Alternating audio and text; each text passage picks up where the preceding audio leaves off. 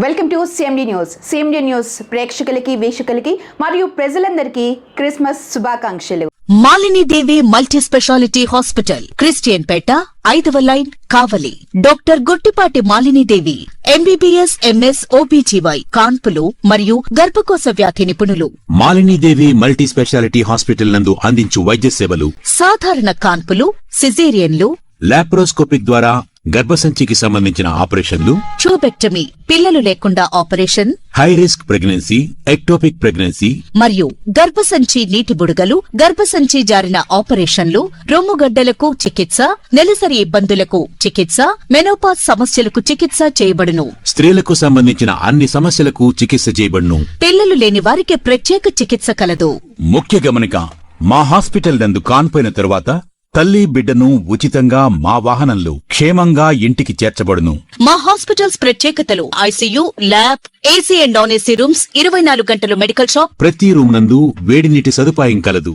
Welcome to CMD news. నా పేరు కామాక్షి. ముందుగా నేటి వార్తా విశేషాలు. సిద్దిపేట జిల్లా హుస్నాబాద్ అంబేద్కర్ చౌరస్తాలో దళిత బహుజన ప్రజా సంఘాల నాయకుల ఆధ్వర్యంలో మనుస్మృతి దహన కార్యక్రమం చేపట్టారు.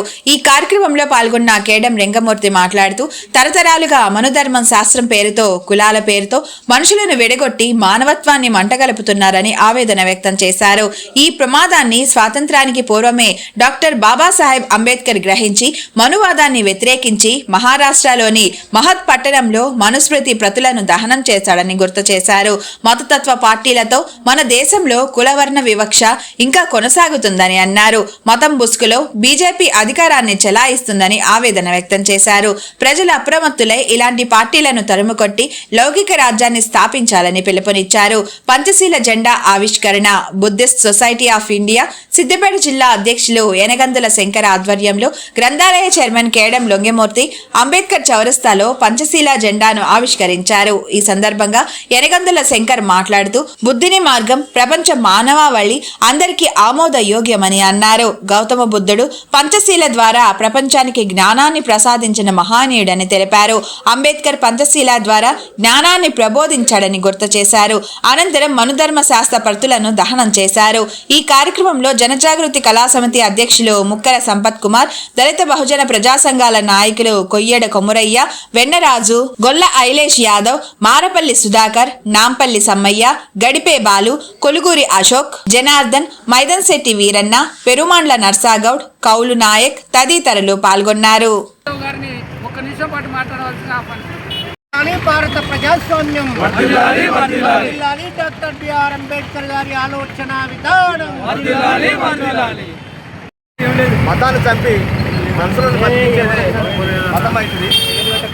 దానికి ప్రత్యామ్నాయంగా ఈ దేశంలో భారత రాజ్యాంగాన్ని బాబాసాహెబ్ అంబేద్కర్ గారు పొందుపరచడం జరిగింది. నమస్కారం. ఈరోజు డాక్టర్ బాబాసాహెబ్ అంబేద్కర్ గారు 92 సంవత్సరాల క్రితం మనుస్మృతి, మనుధర్మం, మనుశాస్త్రం అనేటువంటి ఒక నాగరికమైనటువంటి పుస్తకాన్ని కాల్చివేసినటువంటి రోజు.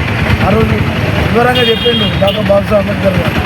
ఏమనంటే, భారతదేశంలో ఉండేటువంటి మహిళలకు వ్యతిరేకంగా ఉంటుంది, భారతదేశంలో ఉన్నటువంటి అస్పృశ్యతలకు వ్యతిరేకంగా ఉంది, భారతదేశంలో ఉన్నటువంటి కోట్ల మందికి చాలా వ్యతిరేకంగా శాస్త్రం ఉంది, ఇది తప్పు అని చెప్పి ఆయన ఎంతో వాదన చేసి దీని మీద పుస్తకాలు రాసి చర్చలు చేసి కాల్చివేశారు. ఆ కాల్చివేసినాక 27-37 సంవత్సరాలకు స్వతంత్రం వచ్చింది. అంటే భారతదేశంలో ఏ జీవి కానీ పుడితే కడుపుకెళ్ళి లేకపోతే యోనిలోకి వెళ్ళి పుడుతుంది. కానీ ఈ మనుశాస్త్రం ఒక లంగా శాస్త్రం అని చెప్పడానికి కొంతమంది అంటే తలకాయల నుంచి పుట్టారట, కొంతమంది భుజాల నుంచి పుట్టారట, కొంతమంది నడుముల తొడల నుంచి పుట్టారట, కొంతమంది పాదాల నుంచి పుట్టారట. ఎవరైనా శాస్త్రం అయింది. ఇంత విషయాలు మనం మాట్లాడుకోవడానికి కూడా హీనంగా ఉంటాయి.